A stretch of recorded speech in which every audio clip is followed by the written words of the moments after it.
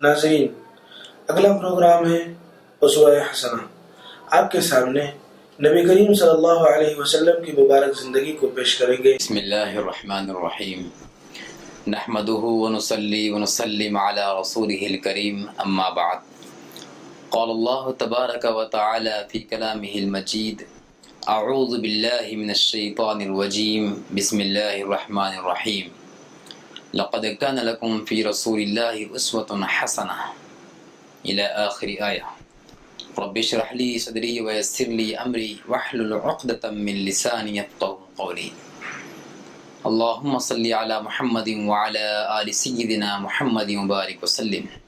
اللہم صلی علی محمد کلما ذکرہ الذاکرون وصلی علی محمد کلما غفل عن ذکرہ غافلون۔ عزیزان محترم، خواتین اسلام، آج کا موضوع اسوہ رسول اکرم صلی اللہ علیہ وسلم کے ایک وسیع ترین عنوان میں سے ایک موتی کو ہم چن کر لائے ہیں اور اسی کو سلسلہ وار انشاءاللہ عرض کرنے کا تہیہ ہے۔ وہ ہے رسول اکرم صلی اللہ علیہ وسلم کے صحابہ کرام کے سوالات اور آپ صلی اللہ علیہ وسلم کے جوابات۔ یہ جو سلسلہ ہے صفحہ بیت المال کی جانب سے اسوہ رسول اکرم صلی اللہ علیہ وسلم کو بیان کرنے کا، ظاہر بات ہے اسوہ رسول ایک وسیع عنوان ہے اور اس پر ایک بیٹھک میں بات کرنا اور اس پر کلام کرنا ناممکن ہے۔ تو اسی لیے اس وسیع عنوان میں سے ہم نے ایک عنوان کو یہ نکالا ہے اور اس کا استخراج کیا ہے تاکہ اس کو سلسلہ وار بیان کیا جائے، تاکہ سننے والوں کو بھی عمل کرنے میں آسانی ہو جائے۔ دیکھیے، اسوہ رسول صلی اللہ علیہ وسلم میں وہ بہترین کلام ہم کو سیرت کی کتابوں میں اور احادیث میں ملتا ہے کہ رسول اکرم صلی اللہ علیہ وسلم کے صحابہ کرام آپ کی حیات پاک میں آپ کے ساتھ بیٹھتے تھے، آپ سے صحبت اختیار کرتے تھے، آپ کا دیدار ہوتا تھا۔ تو اس وقت میں صحابہ کرام کو جن جن چیزوں کے بارے میں سوالات ذہن میں پیدا ہوتے تھے اور جو شکوک و شبہات ان صحابہ کرام کو ذہنوں کے اندر آتے تھے، وہ شارع اسلام محبوب خدا رسول اللہ صلی اللہ علیہ وسلم سے ان سوالات کا جواب پوچھتے تھے، اور رسول اکرم صلی اللہ علیہ وسلم اپنے زبان مبارک سے ان صحابہ کرام کو ان کے سوالات کا جواب عطا فرماتے تھے۔ اب اندازہ کیجئے، صحابہ کا سوال اور نبی اکرم صلی اللہ علیہ وسلم کا جواب، سوال بھی اعلیٰ ہے، جواب بھی اعلیٰ ہے۔ اور جب ہم سنیں گے تو انشاءاللہ ہم کو ہمارے ذہنوں کے اندر پیدا ہونے والے سوالات بھی ختم ہو جائیں گے، یا نہیں تو ان سوالات کے جوابات کو سن کر عمل کرنے میں آسانی ہوگی۔ یہ اسوہ رسول اکرم صلی اللہ علیہ وسلم ہے کہ آپ کا یہ صحابہ کا یہ سوال کرنا اور آپ کا جواب دینا ہم سبوں کے لیے ایک نمونہ ہے۔ ہم اس نمونے کو دیکھ کر اسی کے مطابق عمل کر سکتے ہیں۔ تو سب سے بہترین بات یہی معلوم ہو رہی ہے کہ ہم ان سوالات کو آپ کے سامنے پیش کریں اور اس کے جوابات بھی عرض کریں جو نبی کریم صلی اللہ علیہ وسلم نے اپنے زبان مبارک سے جواب ارشاد فرمائے ہیں۔ اور یاد رکھیے، نبی کریم صلی اللہ علیہ وسلم جو بھی جواب ارشاد فرمائے ہیں وہ من جانب اللہ اور اللہ کی جانب سے ہے، چونکہ آقا دو عالم صلی اللہ علیہ وسلم جو بھی کلام اپنے زبان مبارک سے ارشاد فرماتے ہیں وہ وحی الہی ہوتا ہے۔ قرآن مجید کا سورہ نجم کے اندر یہ آیت ہے، اللہ تبارک و تعالیٰ نے فرمایا، اعوذ باللہ من الشیطان الرجیم وما ينطق عن الهوى ان هو الا وحی یوحى۔ فرمایا کہ نبی کریم صلی اللہ علیہ وسلم کے زبان مبارک سے جو بھی الفاظ نکلتے ہیں وہ محض وحی الہی ہوتا ہے۔ تو صحابہ کرام نے جب سوالات کیے اور آپ نے جواب عطا فرمائے تو یوں سمجھیے کہ وہ جواب بذریعہ وحی ہوا ہے۔ وہ الگ بات ہے کہ وحی کی دو اقسام ہیں، علماء نے بیان فرمائے ہیں، ایک وحی مطلوع اور ایک وحی غیر مطلوع۔ قرآن مجید کی جو آیاتیں تلاوت کی جاتی ہیں اس کو وحی مطلوع کہتے ہیں، اور احادیث مبارکہ کو وحی غیر مطلوع کہتے ہیں۔ لیکن یہ بات تو وجہ ہے کہ جو بھی ارشاد رسول ہے، جو بھی جواب رسول ہے، اور جو بھی فرمان رسول ہے، اور جو بھی اسوہ رسول ہے، وہ سب اللہ کا فرمان ہے، اور اللہ کی رضا اس کے اندر شامل ہے، اور وحی الہی کی وجہ سے آپ اس پر عمل کرتے ہیں۔ بہرحال خلاصے کے طور پر یہ سمجھ لیں کہ نبی کریم صلی اللہ علیہ وسلم نے اپنے زبان مبارک سے جو بھی ارشاد فرمائے ہیں وہ اللہ کا حکم ہوتا ہے، اور اللہ کی جانب سے ہوتا ہے، وحی کے بعد ہوتا ہے، بذریعہ وحی ہوتا ہے۔ تو آپ صلی اللہ علیہ وسلم سے صحابہ نے جو سوالات فرمائے ہیں وہ مختلف ہیں، مختلف سوالات ہیں۔ علماء نے اس سلسلے میں کئی سارے کتابیں لکھی ہیں، ان کو ترتیب کے ساتھ میں جمع فرمایا ہے، اور عنوان کے اعتبار سے الگ الگ کیے ہیں اس کو۔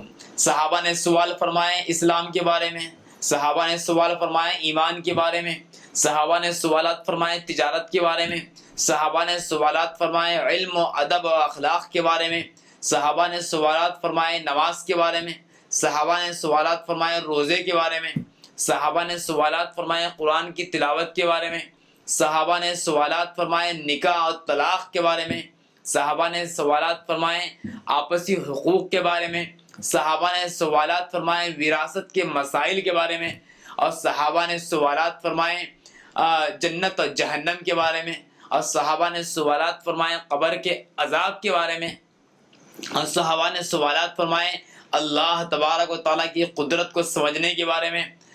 غرض ہے کہ صحابہ کرام کے سوالات مختلف علوم و فنون کے بارے میں ہوا کرتے تھے، اور آپ صلی اللہ علیہ وسلم نے صحابہ کے تمام سوالات کو تفصیل کے ساتھ میں، یا کہیں خلاصے کے ساتھ میں، اجمال کے ساتھ میں، کہیں اکمال کے ساتھ میں جواب ارشاد فرماتے ہیں۔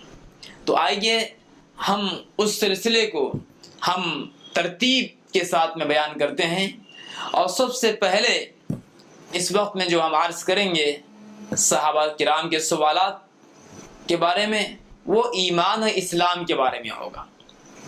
اسلام کے بارے میں صحابہ کرام نے اسلام کے بارے میں جو سوال فرمائے ہیں، اور آپ صلی اللہ علیہ وسلم نے اپنے زبان مبارک سے جو جواب ارشاد فرمائے ہیں اس کو عرض کریں گے۔ یہ جو روایت ابھی ہم آپ کے سامنے پیش کرنے جا رہے ہیں وہ جامع ترمذی کے اندر اس روایت کو بیان کیا گیا ہے۔ حضرت عبداللہ بن عمر رضی اللہ تعالیٰ عنہما سے منقول ہے کہ ایک شخص نے نبی کریم صلی اللہ علیہ وسلم سے سوال کیا کہ اسلام کا اعلیٰ مرتبہ، یعنی کہ عمل کے اعتبار سے اسلام کا اعلیٰ مرتبہ کیا ہے، اسلام کا سب سے بلند مرتبہ کون سا ہے عمل کے اعتبار سے۔ صحابہ نے ایک شخص نے سوال کیے تو آپ صلی اللہ علیہ وسلم نے ان کو جواب ارشاد فرمائے۔ جواب سے پہلے سوال کے نزاکت کو سمجھیے، صحابی نے کیا سوال فرمائے، اسلام کا اعلیٰ مرتبہ کیا ہے، اسلام کا بلند ترین مرتبہ کیا ہے، یعنی کہ یوں سمجھیے کہ اس چیز پر عمل کرنے کی وجہ سے مرتبے کے اعتبار سے میں اونچا ہو جاؤں۔ ایسا کون سا عمل ہے بتائیے کہ اس عمل پر کرنے، اس عمل کو ادا کرنے پر، اس عمل کو انجام دینے پر میرا مرتبہ اونچا ہو جائے۔ قربان جائیں صحابہ کرام پر، قربان جائیں صحابہ کرام پر، کہ صحابہ کرام کی فکر اور حرص اس بات کی ہوا کرتی تھی کہ وہ اسلام کے اندر اعلیٰ مرتبے والے ہو جائیں، اور اعمال کے اندر اعلیٰ مرتبے والے عمل کریں، اور اعلیٰ مراتب کو پائیں، اور اعلیٰ چیز انجام دے کر، اور اچھے اچھے کام انجام دے کر، اور بلند ترین اعمال کو انجام دے کر مقام بھی بلند ترین بنائیں۔ تو غرض کا سوال کیا تھا وہ ذہن نشین رکھیں، صحابی نے سوال فرمائے اسلام کا اعلیٰ مرتبہ کیا ہے، یعنی کہ عمل کے اعتبار سے کون سا عمل زیادہ اعلیٰ ہے، بلند ترین ہے، بتائیے یا رسول اللہ صلی اللہ علیہ وسلم۔ نبی کریم صلی اللہ علیہ وسلم بھی صحابہ کے سوالات کو اچھی طرح جانتے تھے اور پہچانتے تھے۔ یہ عجیب معاملہ ہے کہ کبھی کبھی ایسا بھی ہوا ہے کہ صحابہ کرام سوال کرنے والے ایک ہی سوال کیے مگر جواب ہر ایک کو الگ الگ دیا آپ نے۔ مثال کے طور پر مل اسلام یا رسول اللہ، اسلام کیا ہے کسی نے سوال کیا، کئی صحابہ نے اسی سوال کو ریپیٹ کیا، اعادہ کیا، اسلام کیا ہے، مل اسلام یا رسول اللہ، اسلام کیا ہے۔ تو آپ نے کسی کو کچھ جواب عطا فرمائے اور کسی کو اور کچھ جواب عطا فرمائے۔ کسی کو فرمایا کہ اسلام یہ ہے کہ تم سلام کو پھیلاؤ، اور کسی کو فرمایا کہ اسلام یہ ہے کہ تم حج کرو، اور کسی کو فرمایا کہ اسلام بہترین یہ ہے کہ تم ماں باپ کی خدمت انجام دو۔ اب غور کیجئے، سوال ایک، جواب کئی نمونے کا، سوال ایک ہی ہو رہا ہے مگر جواب الگ الگ ہے۔ ایسا کیوں؟ یاد رکھیے پیغمبر صلی اللہ علیہ وسلم بہت دور اندیش ہوتے ہیں، اور پیغمبر صلی اللہ علیہ وسلم ہر ایک کے مزاج کو اور ہر ایک کی فطرت کو اچھی طرح جانتے ہیں، حکمت سے بھرپور ہوتے ہیں، انبیاء کرام صاحب حکمت ہوتے ہیں۔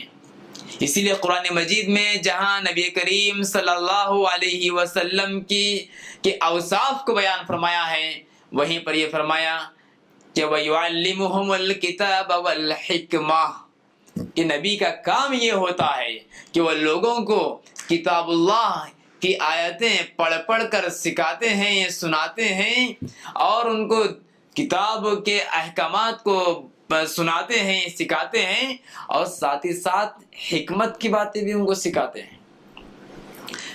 جب حکمت کی باتیں سکھاتے ہیں تو خود صاحب حکمت ہی ہوں گے، صاحب حکمت ہی حکمت کی باتیں سکھاتے ہیں۔ تو چنانچہ آپ صحابہ کرام کے ایک سوال پر ہر ایک کو جواب الگ الگ۔ ایسا کیوں؟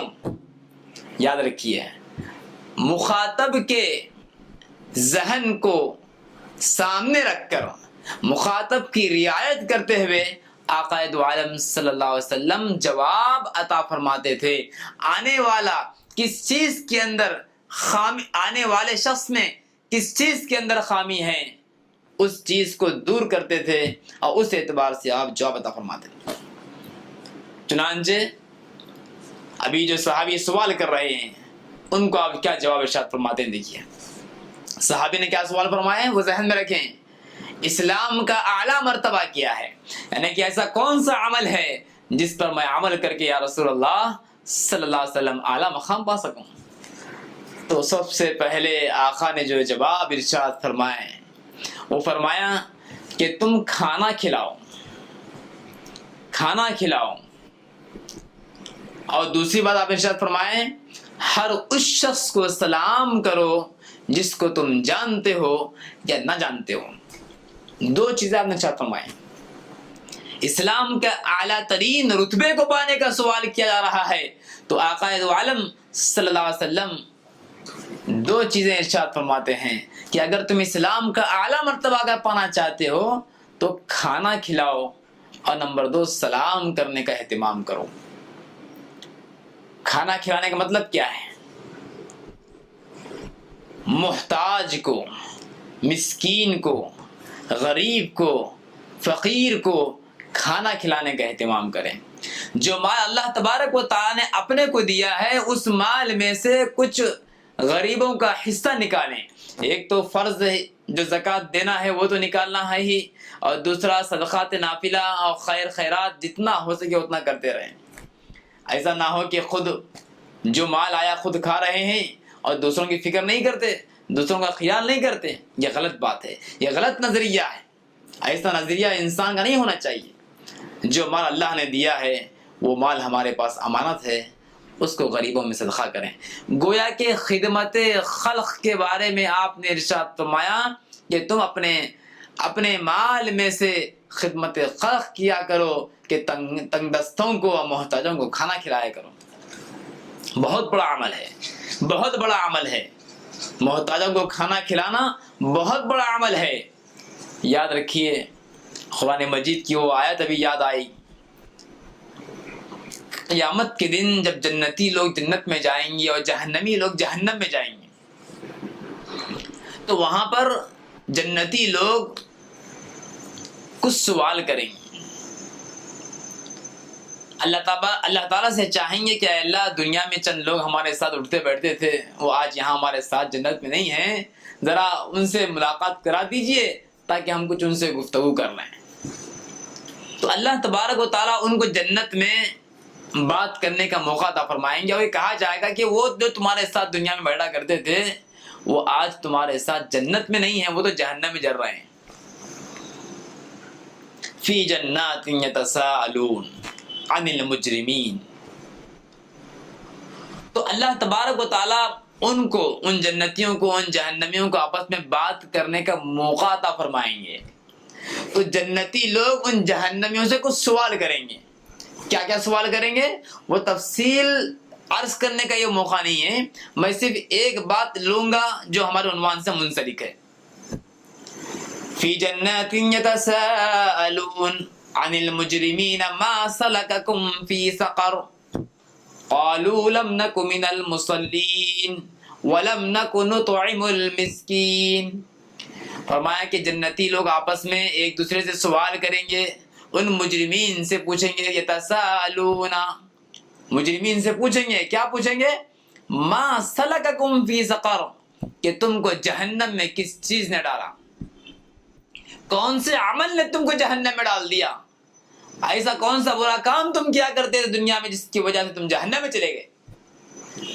تو وہ جہنمی لوگ جہنم میں جانے کے اسباب اور ان اعمال کو بیان کریں گے جس عمل کو کرنے کی وجہ سے اللہ تبارک و تعالیٰ نے ان کو جہنم رسید کیا.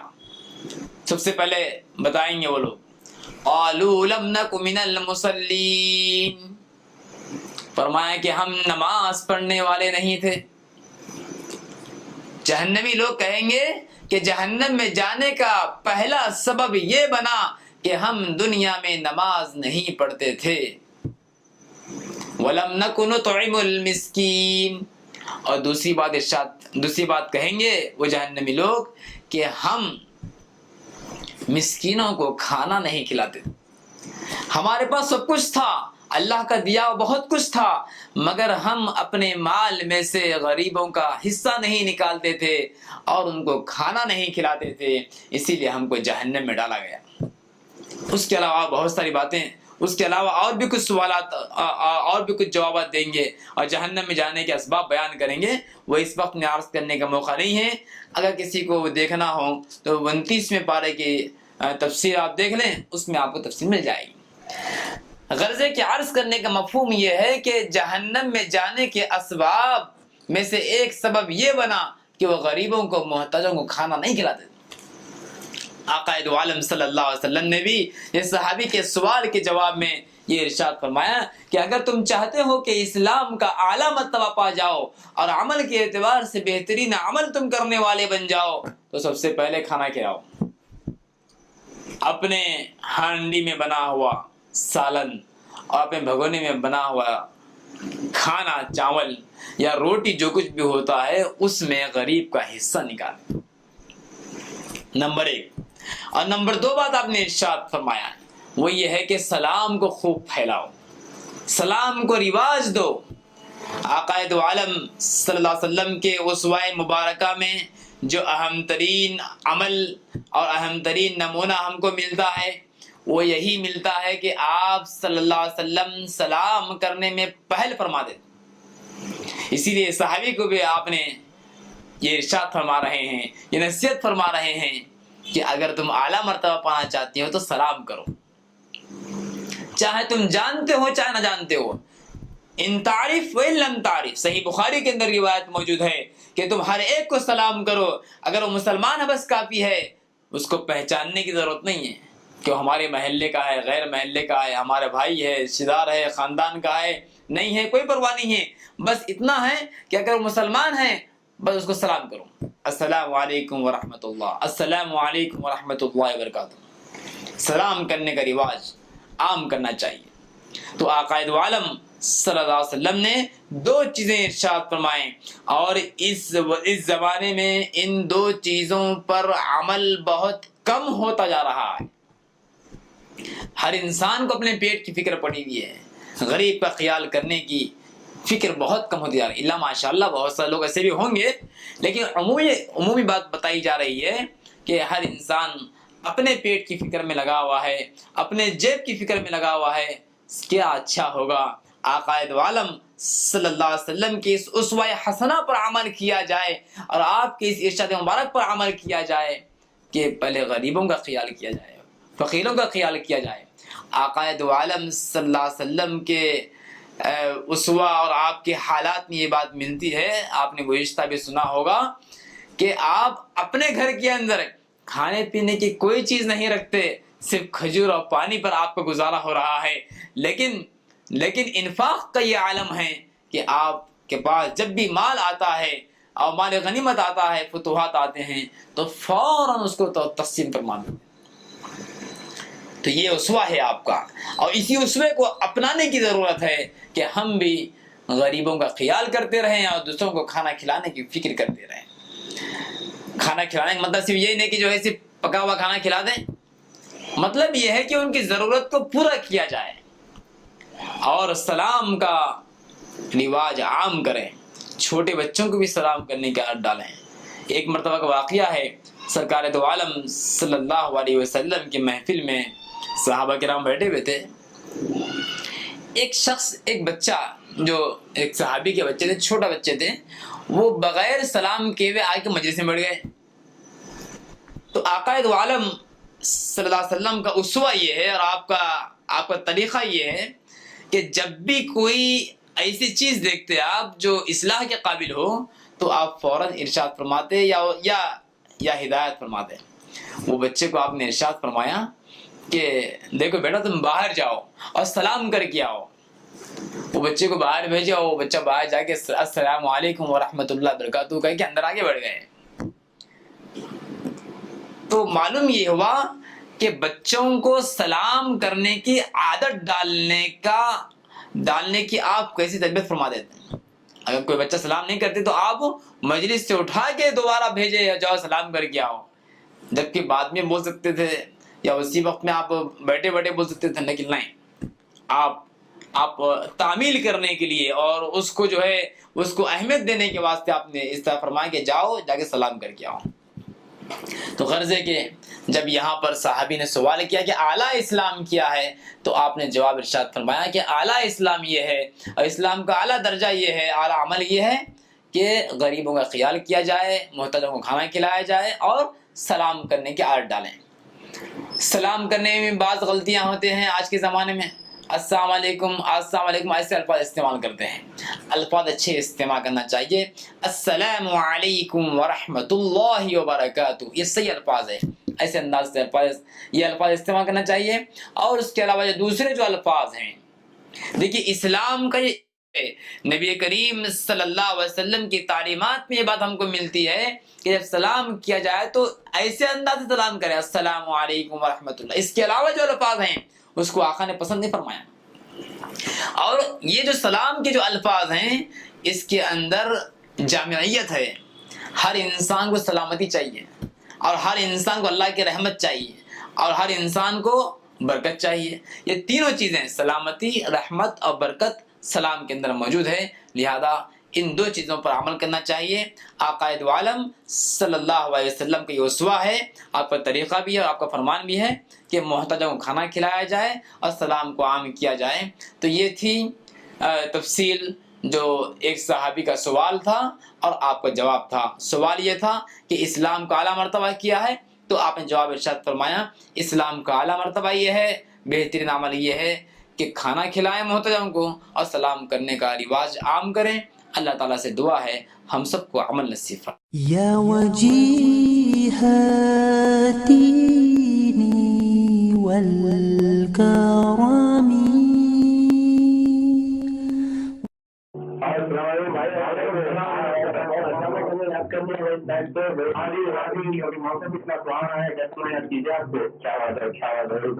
چلیے شروع کیجیے. ہاں آپ شروع کریے. چلیے سننا.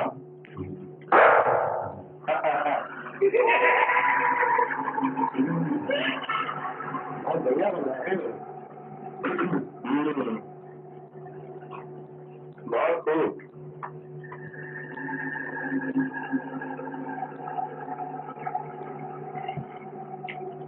ایک بات کہوں جی بلا مت مانیے. ہاں ہاں بولیے. اللہ نے رسول صلی اللہ علیہ وسلم نے فرمایا جب آپ کوئی بھی چیز کھائے تو سیدھے ہاتھ سے کھاؤ, کوئی بھی چیز پیو تو سیدھے ہاتھ سے پیو, کیونکہ شیطان جو ہے وہ بائیں ہاتھ سے کھاتا ہے اور بائیں ہاتھ سے پیتا ہے. اچھا شیطان بائیں ہاتھ سے کھاتا ہے اور بائیں ہاتھ سے پیتا ہے. ہاں تو بہتر ہے کہ آپ سیدھے ہاتھ سے کھائے تو انشاءاللہ اس کا بھی ثواب ملے گا. شکریہ شکریہ. انشاءاللہ آج سے میں سیدھے ہاتھ سے کھاؤں گا, سیدھے ہاتھ سے پیوں گا. بہت خوب ماشاء اللہ. بہت بڑھیا بہت بڑھیا. عبداللہ بن عمر رضی اللہ تعالیٰ عنہ سے روایت ہے کہ جناب محمد صلی اللہ علیہ وسلم نے فرمایا جب تم میں سے کوئی کھائے تو اپنے سیدھے ہاتھ سے کھائے اور پیے تو سیدھے ہاتھ سے پیے, کیونکہ شیطان بائیں ہاتھ سے کھاتا ہے اور بائیں ہاتھ سے پیتا ہے. سمجھے دین کی روح کو سمجھیں. دین صرف اور صرف طرز عبادت کا نام نہیں ہے.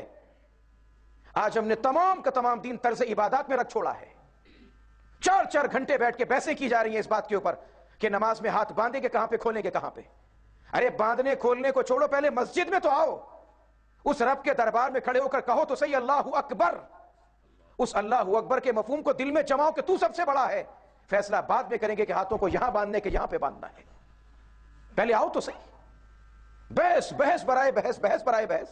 عادت ہے لوگوں کی, بیٹھے ہوئے بحثیں کر رہے ہیں, اسی چیز کے سوا کوئی دوسرا کام نہیں. اس کو دین کی خدمت سمجھا جا رہا ہے کہ صاحب یہ دین کی بڑی خدمت کی جا رہی ہے. ارے سمجھے نہیں کہ انگریز نے ہم کو لڑانے کی کیا سازشیں ہم کو دے دی ہیں. وہ لڑانے کے طریقے اس نے ہم کو دے دی کہ لڑتے رہو تم, منزل سے دور چلے جاؤ, منشا اور مقصد سے دور بھٹک جاؤ, لڑتے رہو طرز عبادات کے اندر. دین صرف طرز عبادات کے اندر جھگڑا کرنے کا نام نہیں. اہل حدیث ہو, بریلوی ہو, دیوبندی ہو, کوئی ہو, آئیں پڑھیں. کیا نبی علیہ السلام نے یہ نہیں فرمایا کہ جھوٹ بولنا برا کام ہے, رشوت لینا برا کام ہے, چوری کرنا برا کام ہے, کسی کا دل دکھانا برا کام ہے؟ ارے پہلے جن چیزوں میں اتفاق ہے وہ کر لو, اس کے بعد جس میں اختلاف ہے اس کی طرف بعد میں آ جانا. کون دنیا کا اہل حدیث ہے جو یہ کہے کہ جھوٹ بولنا عبادت ہے؟ کون سا دنیا کا بریلوی ہے جو یہ کہے کہ چوری کرنا عبادت ہے؟ کون دنیا کا دیوبندی ہے جو یہ کہے کہ دل دکھانا عبادت ہے؟ سب کہتے ہیں کہ جھوٹ بولنا برا, دل دکھانا برا, چوری کرنا برا, کسی کے طبیعت کے اندر کسی کے اوپر کیچڑ اچھالنا برا, سازش کا کرنا برا. جب کہتے ہو ارے پہلے جس میں اتفاق سارے لوگوں کا پایا جاتا ہے اتفاقیات پر عمل کر لو, اس کے بعد جہاں پہ جھگڑا پایا جاتا ہے بات کی باتیں وہاں کر لینا. ہم زندگی کا آغاز اختلاف سے کرتے ہیں, اختلافات پہ ختم کر دیتے ہیں. تو دین کے دائرے کو ذرا وسیع کریں, وسعت دیں, کشادہ کریں دین کے دائرے کو. نوجوان بیچارہ کوئی مسجد میں آ جائے, ارے خدا کے بندے وہ مسجد میں آنا ابھی شروع تو ہوا ہے, ہو تم نے یہ ٹی شرٹ پہنی ہے بازو کھلے, نماز نہیں ہوتی, فتویٰ جاری, چلو جی چھٹی ہو گئی.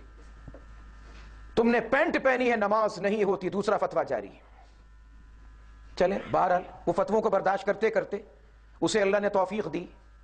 اب اس کے چہرے کے اوپر سنت کے کچھ پھول کھلنے لگے تھوڑے سے, یہ داڑھی تو ہے ہی نہیں, داڑھی تو وہ ہوگی جو ایک مٹھی پوری. اگر اللہ کے بندے اس کو اکٹھے معراج پہ کیوں لے کے جانا چاہتے ہیں؟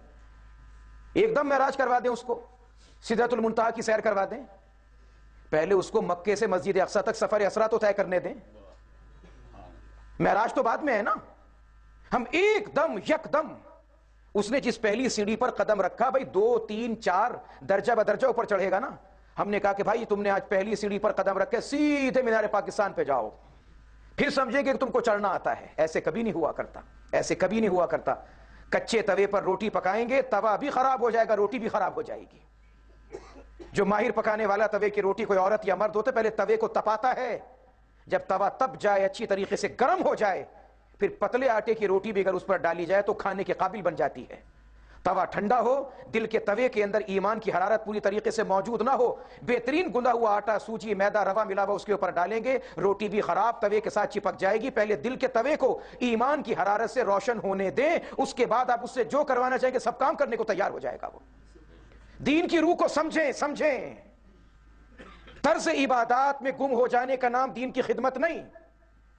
आज जरूरत है इस बात की कि अपनी जिंदगी में मैं और आप सब के सब नबी का अखलाक पैदा करें सल्लल्लाहु अलैहि वसल्लम का।